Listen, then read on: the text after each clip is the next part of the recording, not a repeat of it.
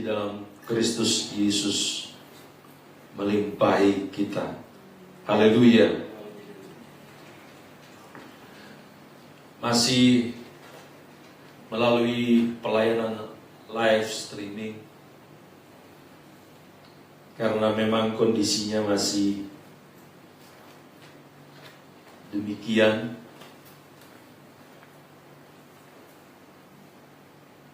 Memaklumi atau memahami bersama keadaan bangsa kita dan memperhatikan himbauan pemerintah kita dalam rangka perang melawan COVID-19. Kita dihimbau untuk rela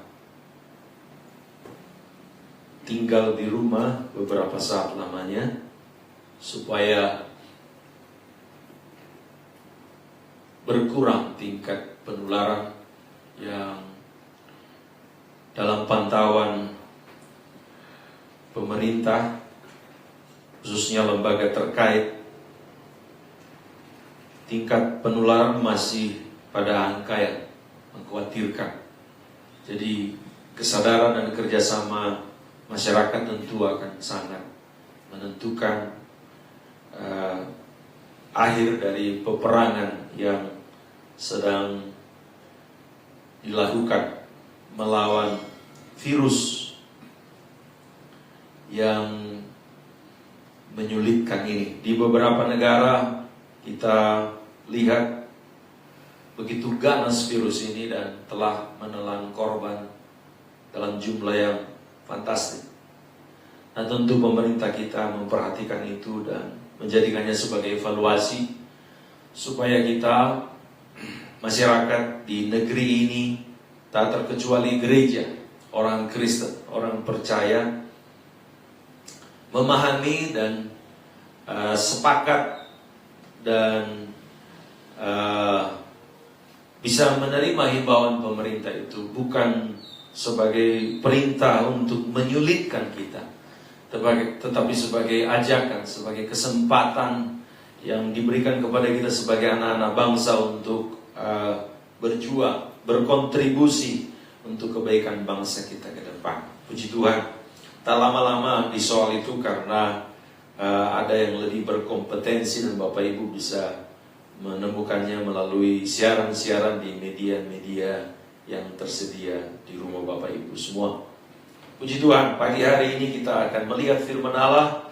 Hari ini mestinya ada perjamuan Tuhan, perjamuan kudus. Tapi sekali lagi karena situasi dan kondisi, kita rela untuk tertunda sementara perjamuan Tuhan pada bulan ini.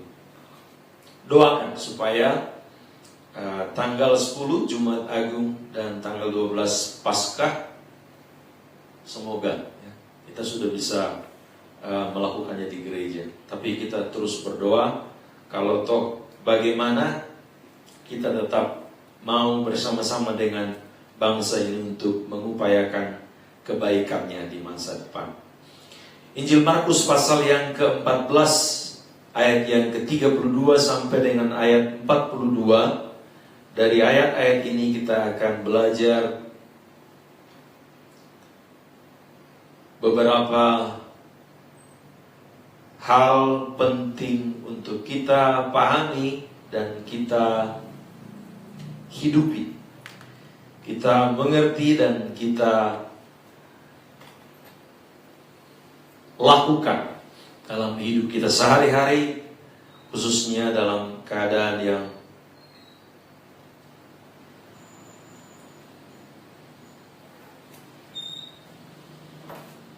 penuh dengan keprihatinan hari-hari ini. Lalu sampailah Yesus dan murid-muridnya ke suatu tempat yang bernama Getsemani. Kata Yesus kepada murid-muridnya, "Duduklah di sini sementara aku berdoa." Dan ia membawa Petrus, Yakobus, dan Yohanes sertanya. Ia sangat takut dan gentar. Lalu katanya kepada mereka, Hatiku sangat sedih, seperti mau mati rasanya. Tinggallah di sini dan berjaga-jagalah. Ia maju sedikit merebahkan diri ke tanah dan berdoa supaya sekiranya mungkin saat itu lalu daripadanya. Katanya, ya Aba, ya Bapa, tidak ada yang mustahil bagimu. Ambillah cawan ini daripadaku. Tetapi janganlah apa yang aku kehendaki, melainkan apa yang engkau kehendaki.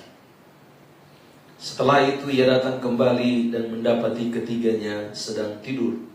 Dan ia berkata kepada Petrus, Simon, sedang tidurkah engkau? Tidakkah engkau sanggup berjaga-jaga 1 jam? Berjaga-jagalah dan berdoalah, supaya kamu jangan jatuh ke dalam pencobaan. Roh memang penurut, tetapi daging lemah. Lalu ia pergi lagi dan mengucapkan doa itu juga. Saya ulangi, lalu ia pergi lagi dan mengucapkan doa yang itu juga.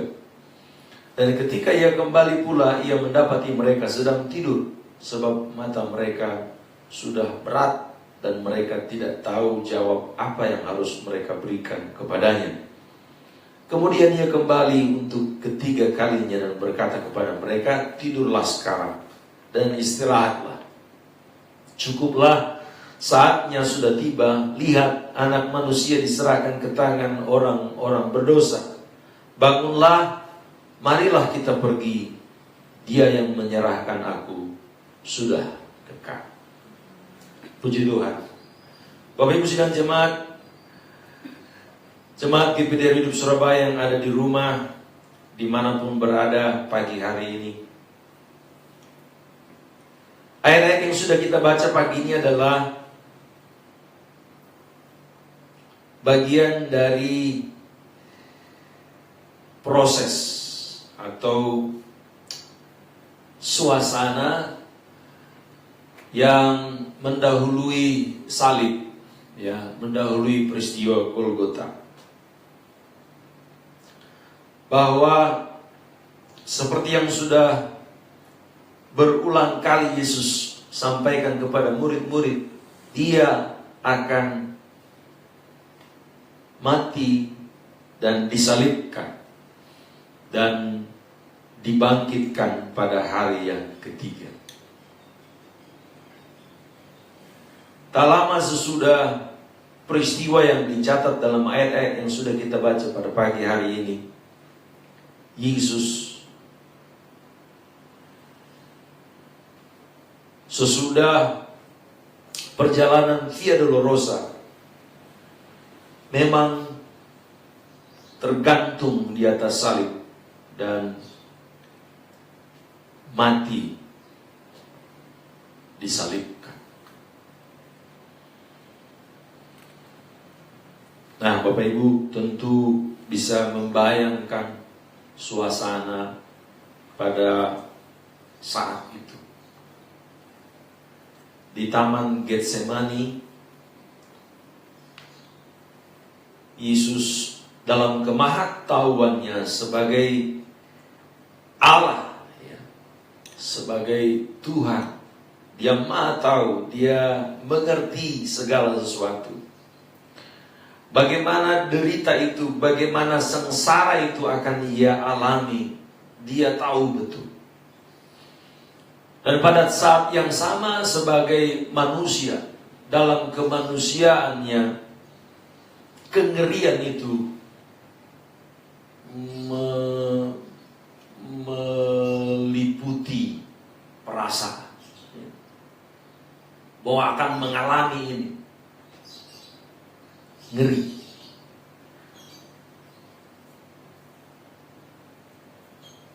Bapak Ibu yang hari ini berada di rumah, bukan tidak mungkin juga sedang membayang-bayangkan bagaimana ini, berapa lama lagi ini, ya, gimana ini, ya. Itu manusia.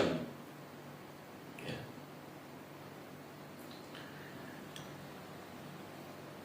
Dan kalau begitu keadaannya, mari kita belajar kepada Tuhan Yesus. Bagaimana seharusnya kita menyikapi keadaan-keadaan semacam itu. Dia mengajak murid-muridnya untuk berdoa. Di Taman Getsemani dia berdoa dengan sangat baik. Satu film fenomenal yang pernah ada, The Passion of the Christ, ya, memvisualisasikan drama ini, keadaan ini. Bagaimana Yesus berdoa di dalam perasaan yang sangat ngeri, ya. Memahami betapa sengsara, betapa derita yang akan dia tanggung. Bagian lain Alkitab kita menyebutkan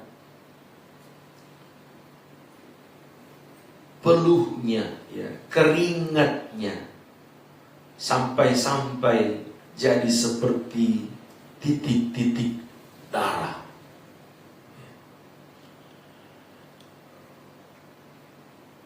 Menurut ahlinya, secara medis itu bisa dijelaskan bahwa kalau sampai gejala fisik sedemikian terjadi, itu menggambarkan satu perasaan yang very depresi, ya, di dalam tubuh, di dalam diri seseorang.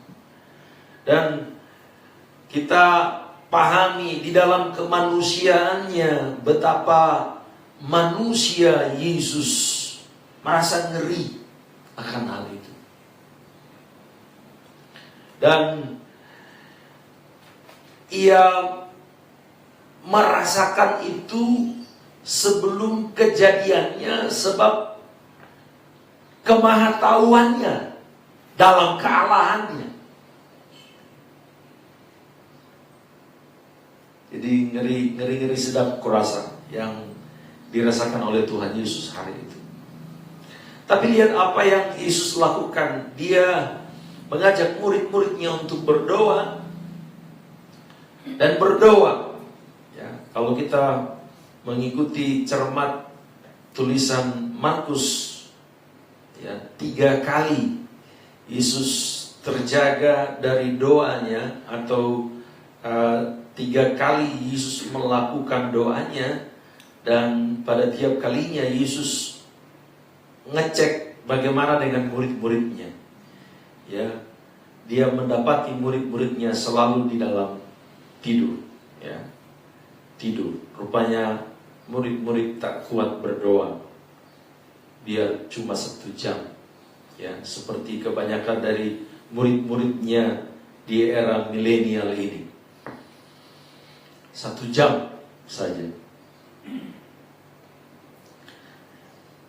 Bapak Ibu jemaat yang dikasihi oleh Tuhan, kita belajar supaya seperti Tuhan Yesus berdoa, seperti Tuhan Yesus berharap pada Bapa, kita pun pengikut-pengikutnya, kita pun orang-orang kepunyaannya melakukan hal yang sama supaya berdoa, ya, berdoa. Puji Tuhan. Kita melihat kemudian pada ayat-ayat yang sudah kita baca pagi hari ini, apa yang Yesus katakan kepada Bapa sehubungan dengan apa yang akan dia alami, apa yang sedang ia rasakan, apa yang akan dia tanggung. Dia berkata begini, kita perhatikan kembali ayat yang ke-36. Ya Aba, ya Bapa, tidak ada yang mustahil bagimu. Ambillah cawan ini daripadaku. Tetapi janganlah apa yang aku kehendaki, melainkan apa yang engkau kehendaki. Puji Tuhan. Sekali lagi, dia adalah Allah sepenuhnya, sekaligus pada saat yang sama manusia 100%. Kalau dia mau sebenarnya bolehlah dia terhindar dari salib, dari sengsara, dari penderitaan yang mengerikan itu. Tapi perhatikan apa kata Tuhan Yesus dalam doanya kepada Bapa. Ya. Kita tidak boleh terjebak pada kalimat yang secara logika memberi kesan, Yesus ini siapa? Kok berdoa minta tolong? Jangan. Kita tidak dengan cara begitu memahami. Ya. Kita harus melihat ayat atau kalimat pada ayat 36 khususnya ini sebagai petunjuk, ya, betapa Ia mengasihi kita, betapa Ia peduli kepada kita, betapa Ia menghendaki keselamatan kita, betapa Ia mau membebaskan kita dari maut, mau menyelamatkan kita dari kebinasaan. Sebab kalau Dia mau, Dia tidak perlu menderita. Kalau Dia mau, Dia tidak perlu disalib. Kalau Dia mau, Dia tidak perlu mengalami hal yang mengerikan, memalukan, terhina, diludahi, dipukul bambu, dikata-katai dengan kata-kata yang sangat tidak pantas dan seterusnya. Itu hina, itu ngeri, itu derita, itu siksa. Kalau Dia mau, Dia bisa menghindarinya. Sekali lagi, membaca ayat 36, jangan logikamu terseret pada kesan siapa Dia, kok Dia minta tolong. Dia adalah Allah, Dia adalah Tuhan, Dia mampu kalau Dia mau. Tapi lihat, ayat ini menunjukkan kepada kita semua bahwa betapa yang Dia mau lebih pada menyelamatkan kita, betapa yang Dia mau lebih pada membebaskan kita dari maut. Sehingga Dia berkata, tapi janganlah apa yang aku kehendaki, melainkan apa yang engkau kehendaki. Inilah seharusnya menjadi perenungan pokok kita orang-orang percaya, orang-orang kepunyaan Tuhan dalam hidup memasuki masa ya, yang tidak mudah, masa-masa yang sulit. Semua kita mau supaya jangan ada kesulitan. Semua kita mau supaya perkasa, ya, berdaya dan seterusnya. Kalau boleh jadi Superman semua, Superwoman semua, jadi tokoh-tokoh pahlawan, ya, hero yang hebat, yang difilmkan dan menarik banyak perhatian. Kita belajar kepada Tuhan Yesus pada hari ini untuk ikut kehendak Bapa, untuk berserah penuh pada kehendak Bapa. Bapak Ibu jemaat yang dikasihi oleh Tuhan, supaya Bapak Ibu bisa menangkap dengan baik pesan dari Alkitab dalam khotbah renungan yang saya sampaikan pagi hari ini. Saya menyampaikan 3 hal, ya, yang harus kita lakukan sebagai orang-orang percaya, orang-orang kepunyaan Yesus menghadapi beratnya pergumulan hidup. 3 hal itu tampak jelas pada apa yang Yesus sendiri juga lakukan ketika Tuhan Yesus menghadapi pergumulan hidup yang berat. Yang pertama,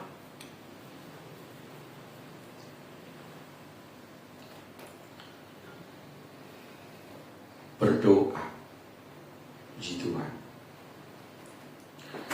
Berdoa tentu sebab percaya bagi Tuhan tidak ada yang mustahil. Berdoa sebab yakin Tuhan baik dan memperhatikan kita.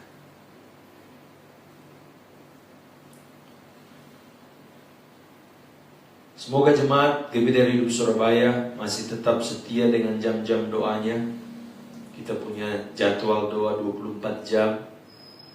Beberapa jemaat sudah mengisi jam-jam itu, meski ada beberapa juga yang masih kosong. Supaya Bapak Ibu mengisinya hingga tidak ada jam yang kosong.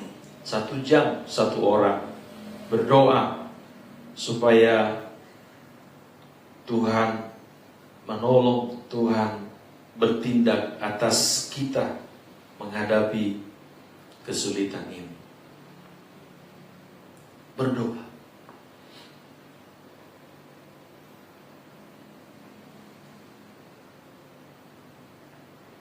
Supaya nyata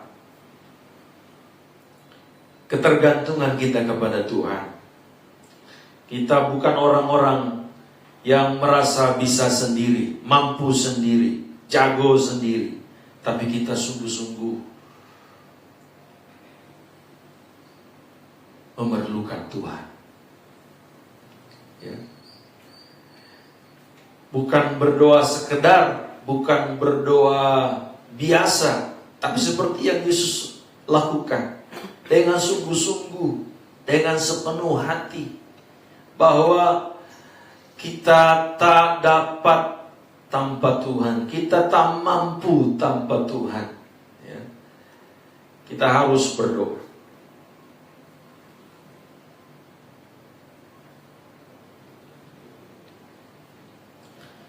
Kemudian yang kedua, saya tidak bisa perpanjang khotbah saya karena seperti himbauan pemerintah supaya kita konsekuen ya. Kita tidak berkerumun, kita beribadah di rumah, kita live streaming karena himbauan pemerintah. Nah, himbauan pemerintah yang lain juga adalah supaya ibadahnya diperpendek durasinya. Maka izinkan saya untuk tidak memperpanjang. Yang kedua, kita langsung pada poinnya. Berserah diri. Berserah diri. Bapak Ibu jemaat di rumah katakan sama-sama di rumah. Berserah diri. Berserah diri.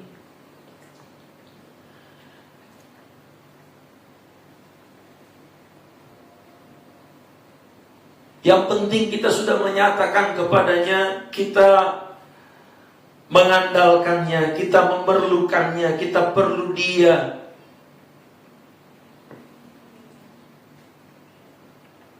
Memang tak mudah untuk mengatakannya, tapi kita harus mengatakannya seperti Yesus mengatakannya. Jadilah kehendak-Mu. Ya. Aku mau sembuh Tuhan. Aku mau untung Tuhan. Aku mau menang Tuhan. Aku mau kuat Tuhan. Aku mau berkat Tuhan. Semua yang kita mau baik adanya. Tapi percayalah dalam iman yang sepenuh hati, yang Tuhan kehendaki itulah yang terbaik untuk kita. Belum sembuh, belum menang, belum kuat, belum hebat.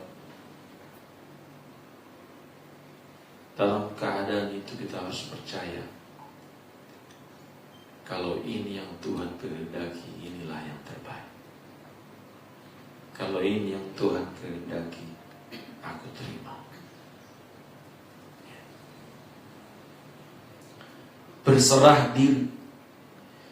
Kita yakin rencana Tuhan indah, rancangan-rancangannya sempurna, mendatangkan sejahtera, jalan-jalannya baik bagi orang-orang percaya. Supaya jangan satu keadaan, jangan apapun kondisi membuat kita menjadi tak lagi cinta Tuhan, tak lagi rindu Tuhan, tak lagi mengasihi Tuhan. Jangan.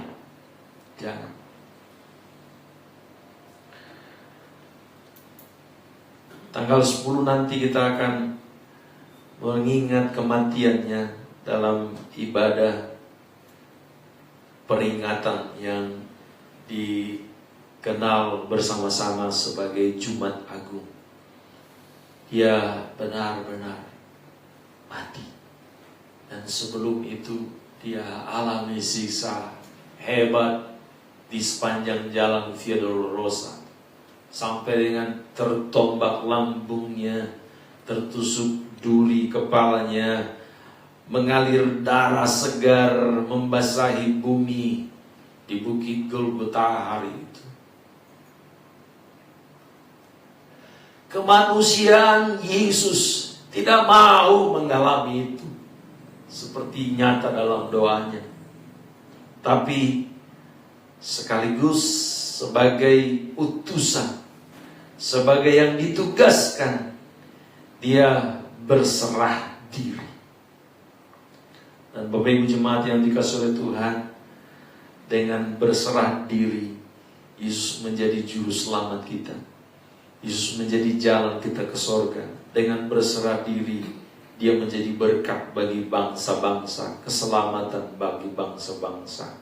Adalah lebih baik kita berserah diri di hadapan Tuhan, supaya hidup kita menjadi berguna, supaya hidup kita menjadi berkat. Ya, jangan paksakan maumu, ya. Jangan perjuangkan hanya maumu. Jangan mati-matian hanya untuk maumu. Kita sulit menjadi berkat, kita sulit menjadi berguna kalau kita mati-matian hanya untuk mau kita. Tapi berserah diri, jadilah kehendak Tuhan.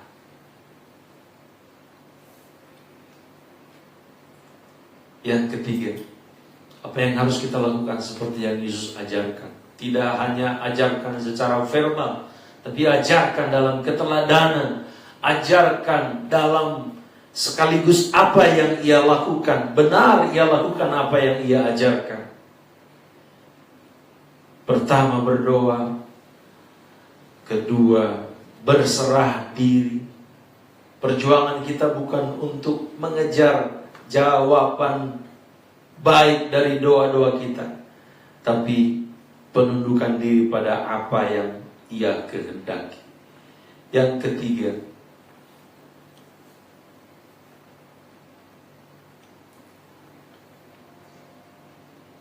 berbagi. Dalam sapaan gembala yang saya sampaikan beberapa kesempatan saya bisa mempersiapkannya, saya selalu mengingatkan, tinggal di rumah, stay at home, sebagaimana dihimbau oleh pemerintah.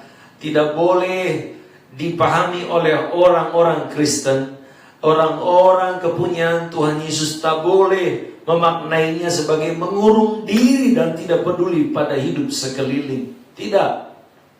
Stay at home, tinggal di rumah, tidak boleh menghalangi kita untuk peduli pada keadaan di sekeliling. Pada saat sulit, kita tahu kesulitan yang lebih dialami oleh teman-teman kita yang juga berjuang bersama-sama kita melawan COVID-19 ini. Sebagaimana Bapak Ibu dengar, lihat, tonton, diberitakan oleh berbagai media, teman-teman kita di garda terdepan, para medis, luar biasa perjuangannya. Dan kita sedih sesudah mendengar rupanya dalam perjuangan mati hidup mereka kekurangan alat perlindungan diri, dan itu membahayakan mereka. Berbagai pihak, bagai LSM, apakah itu komunitas maupun pribadi, tergerak ketika mendengar kondisi ini. Mereka menyumbang untuk membeli APD, ya, alat perlindungan diri. Meski pada saat yang sama ada sekelompok orang yang memanfaatkannya untuk mengeruk keuntungan berlipat-lipat. Sekaligus ini menjadi pokok doa kita supaya Tuhan sadarkan, jangan ada lagi kelompok-kelompok seperti ini. Saya mengajak teman-teman sesudah melihat rekan-rekan dalam komunitas yang lain melakukan hal yang sama. Saya mengajak teman-teman menyumbang supaya kita bisa membeli APD untuk membantu kris ini, membantu kekurangan ini. Tidak boleh tidak, dalam keadaan sulit, dalam pergumulan berat, sebagai orang-orang kepunyaan Tuhan, sebagai kepunyaan Tuhan Yesus, kita harus memperlihatkan kualitas hidup seperti yang pernah ia miliki saat ia berada di bumi Palestina 3,5 tahun, efektif sesudah baptisan air yang ia terima. Bapak Ibu jemaat yang dikasihi oleh Tuhan, berbagi luar biasa ketika dia berkata begini, tidurlah sekarang dan istirahatlah. Dia sediakan tidur nyenyak buat murid-muridnya saat dia sendiri tidak bisa tidur nyenyak. Bisakah kita orang-orang kepunyaan Tuhan Yesus di masa yang sulit, di masa yang sukar ini, menahan diri untuk tidak menimbun, menahan diri untuk tidak menyelamatkan diri sendiri, menahan diri untuk tidak memikirkan kesenangan diri sendiri? Bisakah kita orang-orang kepunyaan Tuhan Yesus di saat yang sulit justru berjuang menolong yang lain yang mungkin dalam keadaan yang lebih sulit?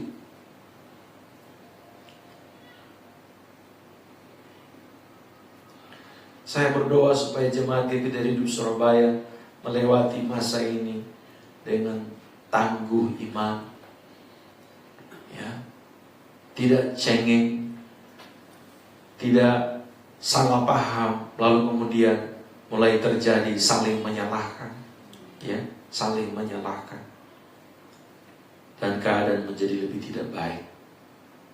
Bapak Ibu jemaat GPD Hidup Surabaya di rumah dimanapun berada yang mengikuti pelayanan live streaming pagi hari ini, mari kita perhatikan pesan Alkitab pagi ini.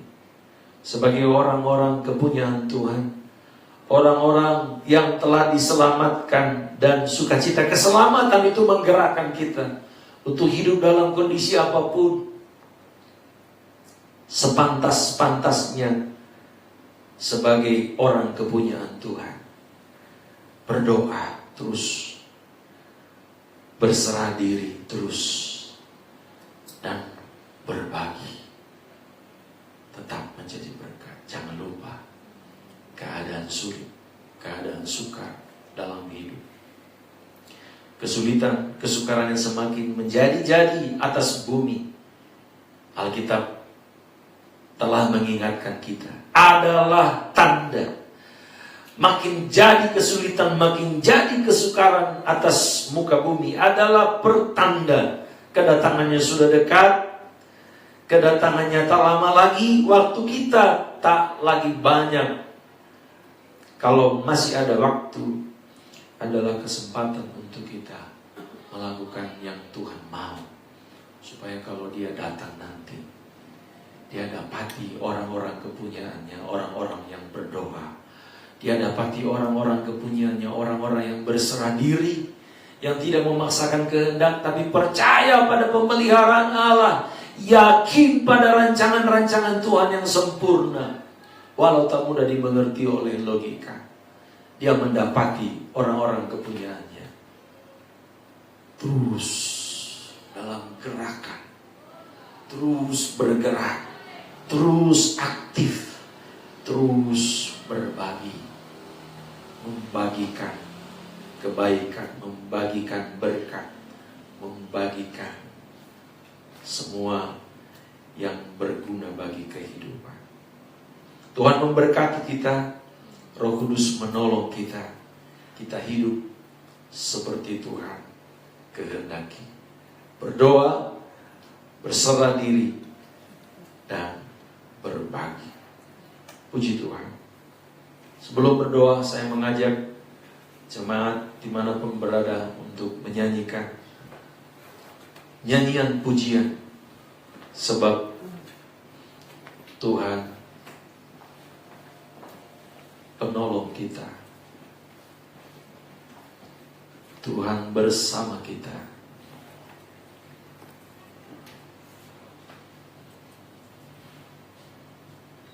Tuhan meneguhkan kita.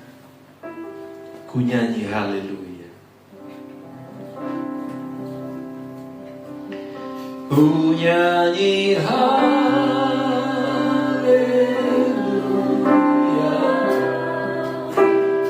Ku nyanyi haleluya.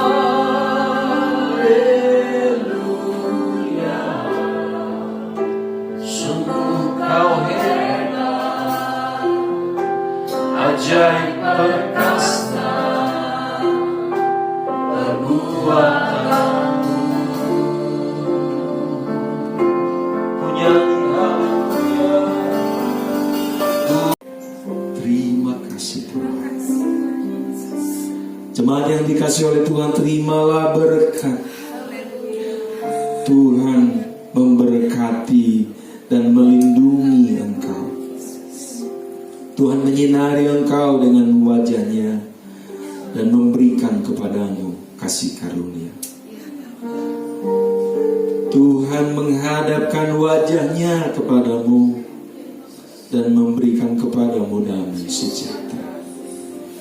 Diberkati Tuhan, dilindungi Tuhan, dipelihara Tuhan, rumah tangga, nikah, buah nikah, seluruh keluarga dihalaukan Tuhan. Penyakit, virus, celaka, bahaya,